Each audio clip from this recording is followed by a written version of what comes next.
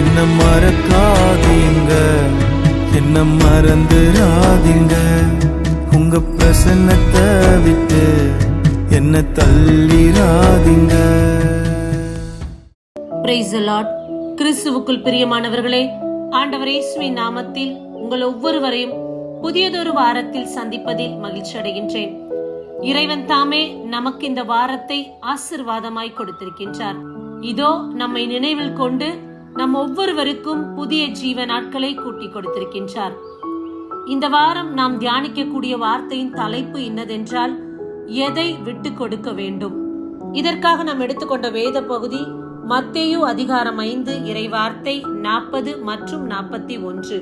ஒருவர் உங்களுக்கு எதிராக வழக்கு தொடுத்து உங்கள் அங்கியை எடுத்துக்கொள்ள விரும்பினால் உங்கள் மேலாடையையும் அவர் எடுத்துக்கொள்ள விட்டுவிடுங்கள்.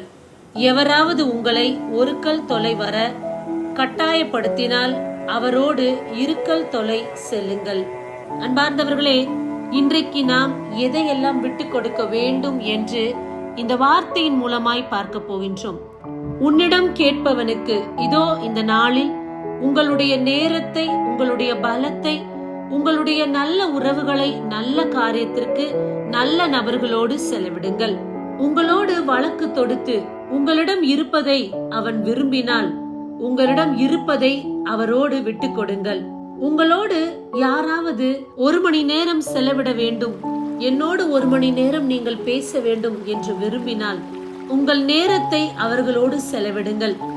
ஒருவேளை அவர்களுடைய மனக்கவலை நீங்கள் 1 மணி நேரம் அவர்களோடு பேசும்போது தீர்க்கப்படலாம். உங்கள் நண்பர்களோ அல்லது உங்கள் உறவுக்காரர்களோ தனிமையில் விடப்பட்டு இருந்தால் அவர்களோடு சென்று நீங்கள் இருந்து ஆறுதலாய் நீங்கள் பேசக்கூடிய வார்த்தை நிச்சயமாக அந்த நேரத்திற்கு அவர்களுக்கு ஆக்கத்தையும் ஊக்கத்தையும் தரக்கூடியதாக இருக்கும். உங்களுடைய பலத்தை, உங்களுடைய அறிவை நீங்கள் மற்றவருக்கு கொடுக்கலாம். இந்த நாளில் இதைத்தான் நாம் கொடுக்க வேண்டும், இதை கொடுக்க கூடாது என்பது கிடையாது. எதையெல்லாம் என்னால் கொடுக்க முடியுமோ, எதையெல்லாம் மற்றவருக்காக என்னால் விட்டு கொடுக்க முடியுமோ அதையெல்லாம் இந்த நாளில் விட்டு கொடுக்குமாறு இறைவன் நம்மிடத்தில் விரும்புகின்றார். ஆனால் நாம் எதை செய்தாலும் நம்முடைய வழக்கை செய்வது இடக்கை அறியாதிருக்கட்டும் என்று வசனம் கூறுகிறது. அவ்வாறே நாம் செய்ய கடவோமாக. எதை செய்தாலும் ஆண்டவருக்கே செய்வோம். இதோ இந்த நாளில் நான் பலர் பார்க்கத்தக்க வண்ணம் ஒரு காரியத்தை செய்தேன் என்றால் அது என்னுடைய தனிப்பட்ட புகழ்ச்சிக்காக செய்வது போல் இருக்கும். ஆனால் ஆண்டவருடைய மகிமைக்காக நான் செய்யும் போது மறைவாய் உள்ளதை காணும் என் கடவுளும் எனக்கு தக்க கைமாறு அளிப்பார். இந்த நாளில் இதையெல்லாம் நான் விட்டு கொடுத்தேன் என்றால் நிச்சயமான தகுந்த கைமாறை இந்த நாளில் இறைவன் எனக்கு கொடுக்க அவர் வல்லமையுள்ளவராய் இருக்கின்றார். இன்றைக்கு நம்மில் அநேகர் பலர் பார்க்க வேண்டும் என்று, பலர் நம்மை பாராட்ட வேண்டும் என்று நாம் வெளியரங்கமாய் நம்மை புகழ வேண்டும் என்பதற்காகவே பல காரியங்களை செய்கிறோம். உணவு கொடுப்பது, உடை கொடுப்பது, மற்ற நன்கொடைகள் கொடுப்பது, நம்முடைய பெயர் வெளிவர வேண்டும், நம்முடைய புகழை பலர் பேச வேண்டும் என்பதற்காக வெளிவேடக்காரரை போல் இருக்கின்றோம். ஆனால் அது ஆண்டவருக்கு உகந்த காரியமாக இராது. எபேசியர் அதிகாரம் 6 இறைவார்த்தை 6 இவ்வாறாய் கூறுகின்றது, மனிதர்களுக்கு உகந்தவர்களாகுமாறு வேலை செய்வதாக காட்டிக் கொள்பவர்களாய் இராமல் கிறிஸ்துவின் பணியாளர்களாய் கடவுளின் திருவுளத்தை உளமாற நிறைவேற்றுங்கள். எபேசியர் அதிகாரம் 6 இறைவார்த்தை 7 இவ்வாறாய் கூறுகின்றது, மனிதருக்காக அன்றி கடவுளுக்காகவே செய்வது போல் நல் மனதோடு வேலை செய்யுங்கள். அன்பார்ந்தவர்களே, இன்றைக்கு நீங்கள் செய்யக்கூடிய ஒவ்வொரு காரியமும், நீங்கள் கொடுக்கக்கூடிய ஒவ்வொன்றுமே ஆண்டவருக்காக நீங்கள் செய்வதென்று நினைத்து செய்யுங்கள். மனிதர் பார்க்க வேண்டும், மற்றவர்களை கவர வேண்டும், நம்முடைய பெருமையை மற்றவர் பேச வேண்டும் என்பதற்காக ஒருவரை தாழ்த்தி உங்களை உயர்த்தி காண்பிக்க வேண்டாம்.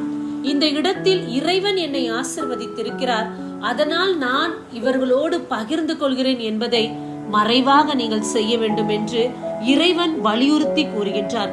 மத்தேயு அதிகாரம் 6 இறைவார்த்தை 3 இவ்வாறாய் கூறுகின்றது, நீங்கள் தர்மம் செய்யும் போது உங்கள் வழக்கை செய்வது இடக்கைக்கு தெரியாதிருக்கட்டும்.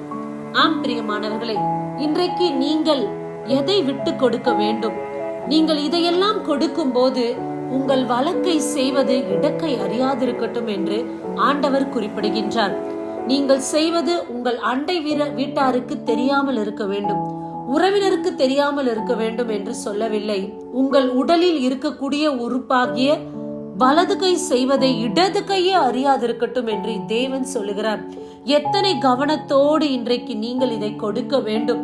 நீங்கள் கொடுப்பது மறைவாய் உள்ள ஆண்டவருக்கு மட்டுமே தெரிந்ததா இருக்க வேண்டுமே தவிர இந்த நாளில் உங்களுடைய பெருமைக்காக மற்றவர் அறியத்தக்க வண்ணம் நீங்கள் செய்யக்கூடாது.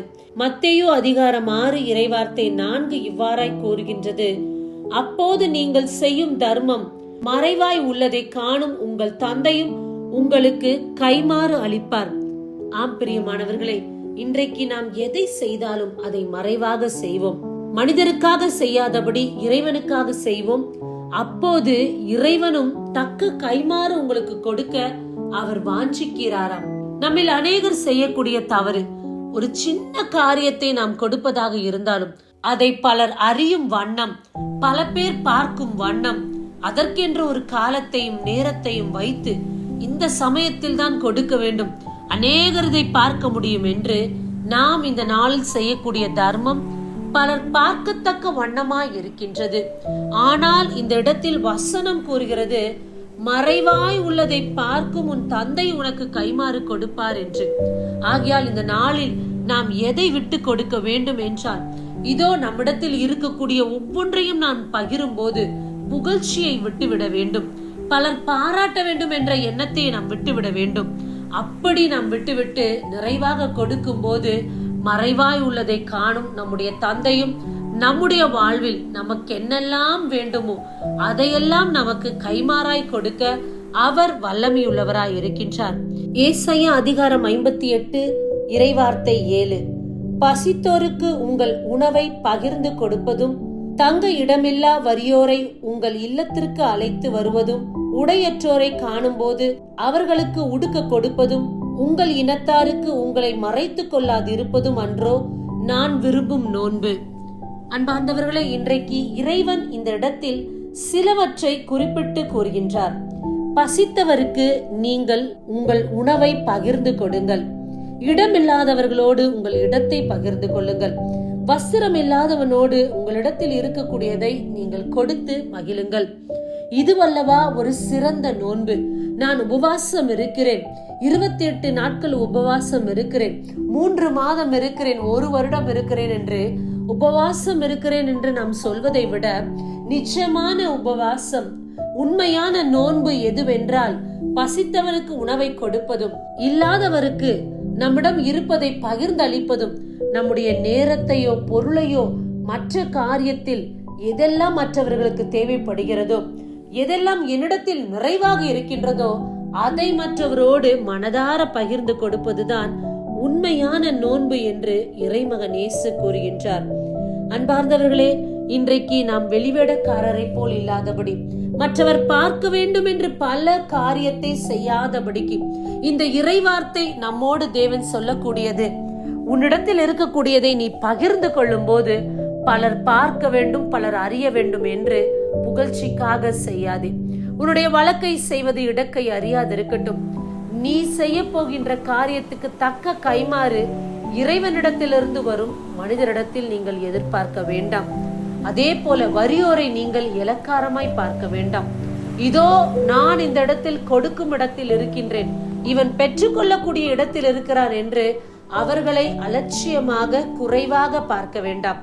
இறைவன் என்னை ஆசிர்வதித்தது இவர்களுக்கு கொடுத்து மகிழவே. அப்படிப்பட்ட நல்ல மனதோடு நீங்கள் கொடுக்கும் போது அதற்கான இரட்டத்தனையான கைமாறை வானக தந்தை நிச்சயமாக உங்களுக்கு கொடுப்பார். இந்த நாளில் எதை நீங்கள் விட்டு கொடுக்க வேண்டும் என்று இறைவன் நம்மிடத்தில் பல வார்த்தையில் நம்மோடு இடைப்பட்டிருக்கின்றார். வரக்கூடிய நாட்களில் நம்மிடம் இருப்பவற்றை இறைவன் சொன்னது போல் பகிர்ந்தளிப்போம். தக்க கைமாறு தேவனிடத்திலிருந்து பெறுவோம். ஆமேன். God bless you. கண்களை மூடி செபிப்போமா. அன்பே உருவான இறைவா, அருமையான வார்த்தை கொடுத்ததற்காக நன்றி. இதோ நாங்கள் பகிர்ந்தளிப்பது பலர் அறியத்தக்க வண்ணம் இல்லாதபடி மறைவாய் உள்ளதை காணக்கூடிய இறைவனுக்கு மட்டும் தெரிந்ததா இருக்கட்டும். இந்த நாளில் நாங்கள் மறைவாய் செய்யும் போது அதற்கான கைமாறு என் தேவனிடத்திலிருந்து இந்த நாளில் நீர் எங்கள் ஒவ்வொருவருக்கும் கொடுப்பதற்காக நாங்கள் நன்றி செலுத்துகிறோம். இதோ இந்த செய்தியை கேட்டுக்கொண்டிருக்கிற ஒவ்வொரு மகனையும் மகளையும் விசேஷித்த வண்ணமாய் நீர் ஆசீர்வதிப்பதற்காக நன்றி. இந்த வாரம் முழுவதும் அவர்கள் எடுக்கக்கூடிய ஒவ்வொரு காரியத்திலும் இறைவனுடைய கரம் இருப்பதாக, எந்த இடத்திலும் ஒரு பிள்ளைகள் தோல்வியை சந்திக்காதபடி வெற்றியும் ஜெயத்தின் கனிகளை அவர்கள் புசிக்க இறைவன் நீர் ஒவ்வொருவரையும் நிறைவாக ஆசீர்வதிப்பீராக. இந்த ஜெபங்களை எங்கள் இயேசு கிறிஸ்துவின் மேலான நாமத்தில் ஏறெடுக்கிறோம். உயிருள்ள தகப்பனே, ஆமேன். God bless you.